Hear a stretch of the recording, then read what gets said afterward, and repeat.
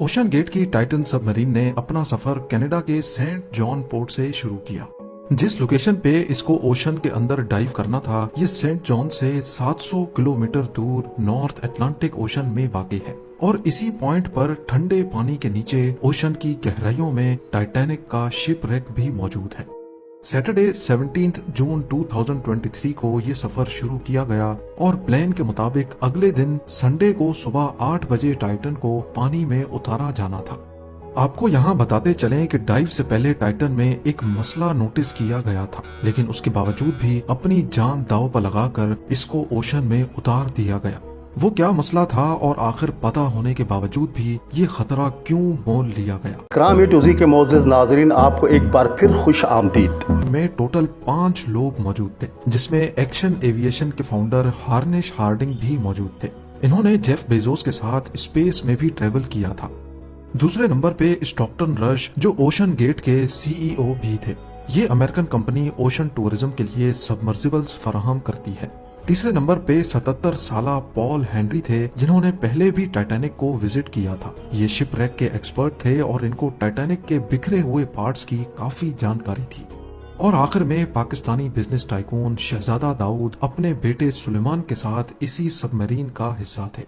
17 जून को डाइव करने से पहले हार्निश हार्डिंग ने इंटरनेट पे अपना आखिरी पोस्ट किया था। उनका कहना था कि शदीद सर्द मौसम की वजह से उनकी डाइव डिले हो गई है। कल सुबह को जब थोड़े वक्त के लिए मौसम बेहतर होगा तो हम डाइव कर जाएंगे। ये 5 लोग अपना शौक पूरा करने के लिए मशहूर जमाना टाइटैनिक का मलबा देखने जा रहे थे। 1912 में डूबने के बाद अगले कई सालों तक इसको तलाश करने की कोशिशें जारी रहीं, लेकिन अटलांटिक ओशन की हार्श कंडीशन के बायस ये काम इतना आसान नहीं था। फिर 1985 में जाकर आखिरकार ओशन फ्लोर पे आरएमएस टाइटैनिक का मलबा मिल ही गया। टाइटैनिक अपने पीछे इतने सवालात छोड़कर गई थी कि अब इनके जवाब तलाश करने का वक्त आ चुका था। दर्जनों एक्सपीडिशंस अरेंज किए गए, जिसमें अलग अलग कंट्रीज के एक्सपर्ट्स और रिसर्चर्स ने टाइटैनिक शिपरेक का रुख किया। Canadian film maker James Cameron ने 1995 में टाइटैनिक के मलबे के दर्जनों दौरे किए और फिर 1997 में टाइटैनिक मूवी रिलीज की गई। रही सही कसर टाइटैनिक मूवी की कामयाबी ने पूरी कर दी। इसने इतनी धूम मचाई कि अब टाइटैनिक के मलबे को खुद जाकर देखना करोड़ों लोगों का ख्वाब बन गया। यानी ये काम अब सिर्फ रिसर्च के मकसद तक ही महदूद नहीं, बल्कि शिपरेक साइट पर टूरिस्ट भी जाना शुरू हो गए।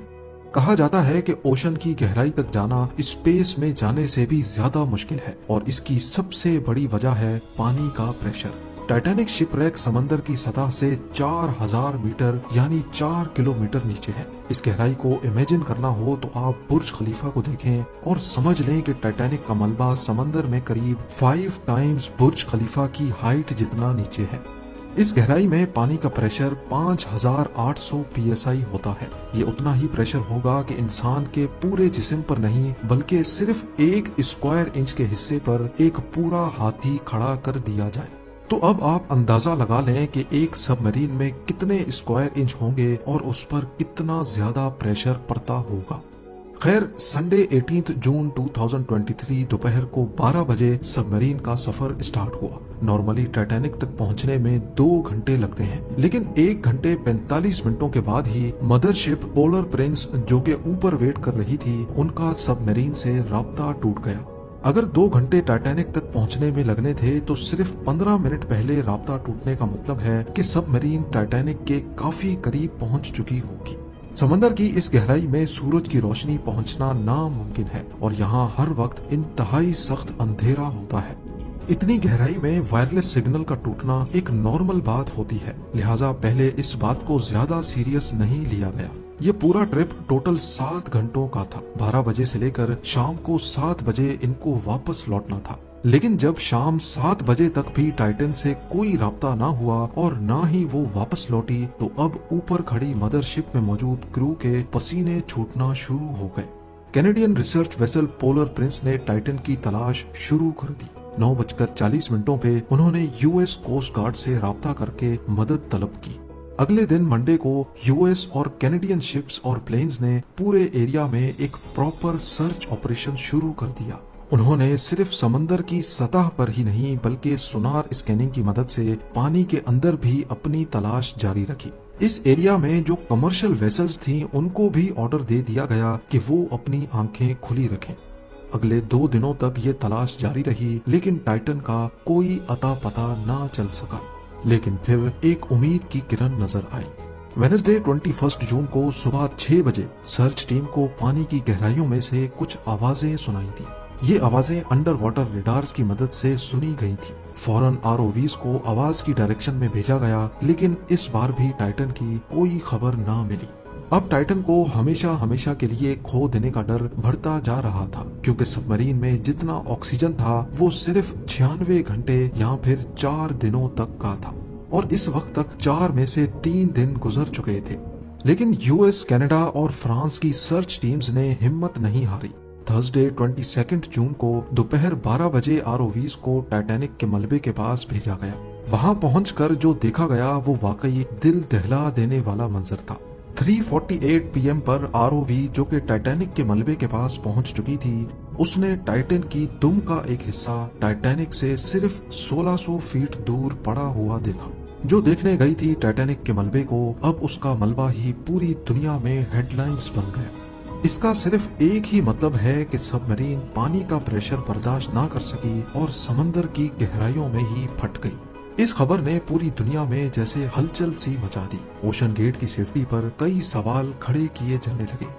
ओशन गेट के सीईओ स्टॉकटन रश, जो कि खुद इस वाक़े में अपनी जान गंवा बैठे हैं, उन्होंने 2021 में कहा था कि वो जानते हैं कि उन्होंने टाइटन को बनाते वक्त कुछ रूल्स तोड़े हैं, क्योंकि उन्होंने टाइटन को स्टील से नहीं बल्कि एविएशन ग्रेड कार्बन फाइबर से बनाया है। पर वो इस इंडस्ट्री में कुछ नई इनोवेशंस करना चाहते थे, तभी स्टील को रिप्लेस करके कार्बन फाइबर का इस्तेमाल किया गया था। पहली बार लॉन्च से पहले टाइटन को 5000 से 10,000 psi के प्रेशर पे टेस्ट भी किया गया, जिसमें वो पास हो गई थी।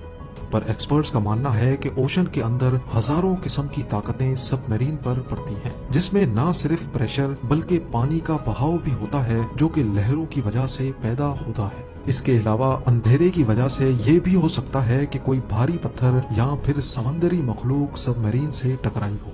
कुछ भी हो, टाइटन की तबाही की एक वजह तो इसका कार्बन फाइबर का हल था, लेकिन दूसरी वजह इसमें पहले से मौजूद क्रैक्स भी थे। जी हाँ, टाइटन सबमरीन 2019 में कार्ल स्टैनले नामी एक बिजनेसमैन को भी लेके गई थी, और उस वक्त भी उसको ओशन गेट के सीईओ ही ऑपरेट कर रहे थे। कार्ल ने बताया कि उस सफर के दौरान जब वो नीचे जा रहे थे तो उनको टाइटन की बॉडी में से क्रैकिंग की आवाज सुनाई दी थी। One point, I was actually even able to drive the submarine towards deeper water by the sound of the cracking getting louder. उस वक्त उन्होंने इस आवाज पर ज्यादा ध्यान नहीं दिया, क्योंकि उनको ओशन गेट के सीईओ, जिन्होंने खुद ये सबमरीन डिजाइन की थी, उन पर पूरा भरोसा था। लेकिन इस हादसे के बाद उन्होंने CNN को बताया कि शायद वो आवाज इस बात की वार्निंग थी कि टाइटन की बॉडी पानी का प्रेशर बर्दाश्त नहीं कर पा रही। अगर ये बात सच है तो इसमें कोई शक नहीं कि टाइटन की बॉडी में क्रैक्स पड़ना पहले से शुरू हो गए थे। 2018 में ओशन गेट के एक एग्जीक्यूटिव ने टाइटन की कार्बन फाइबर बॉडी के खिलाफ आवाज उठाई थी। उनका कहना था कि ये मसला सबमरीन के फटने से सिर्फ चंद मिलीसेकंड्स पहले पता पड़ेगा, और हकीकत में भी ऐसा ही हुआ। जिस गहराई में टाइटन फटी है, एक्सपर्ट्स का कहना है कि उसको फटने में सिर्फ 0.3 सेकंड्स लगे होंगे। उम्मीद है जेम टीवी की ये वीडियो भी आप लोग भरपूर लाइक और शेयर करेंगे। आप लोगों के प्यार भरे कमेंट्स का बेहद शुक्रिया। मिलते हैं अगली शानदार वीडियो में।